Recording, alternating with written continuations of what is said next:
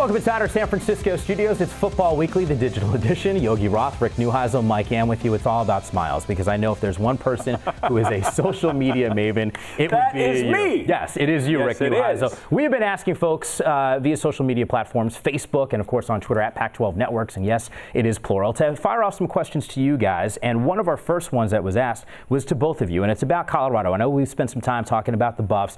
Do you guys think that CU needs to recruit more to West Texas and take advantage of their proximity there? As the former head coach at Colorado, it is imperative to put the best football team on the field possible that you have to recruit the state of Texas and you have to recruit the state of California. Certainly you want to keep the homegrown talent at home, but that's probably somewhere between 5 and 8 student athletes.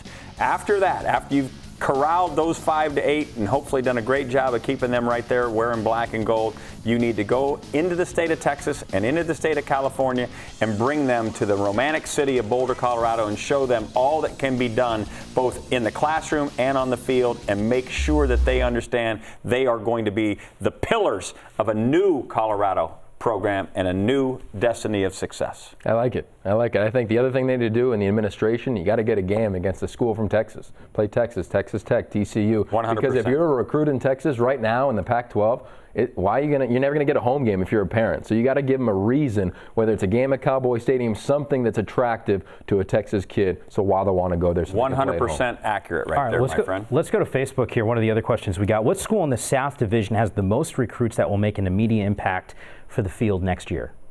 Well, I think you always want to say SC. I mean, them and UCLA. I mean, UCLA is, I think, 18 returning starters, so it's going to be hard. But SC, they're constantly playing true freshmen. They're constantly getting these athletes that can play in the secondary at wide receiver. And they're going to need some depth at the running back position. So I think that'd be my answer in the South. The cachet that USC holds nationally, whether it's a good year or a bad year, they just find ways to get in. I mean, you look at Nelson Aguilar, Leonard Williams, and Buck Allen. They were all from the state of Florida. So if they're going to continue to bring that kind of student athlete to Los Angeles, those kind of kids are going to make an impact early. And these are just some of the topics that we'll be discussing February 4th right here on the Pac-12 Networks, 5:30 p.m. Pacific time. All 12 coaches will be stopping by. Rick and Yogi will also be in the saddle. A special 2.5-hour Football Weekly.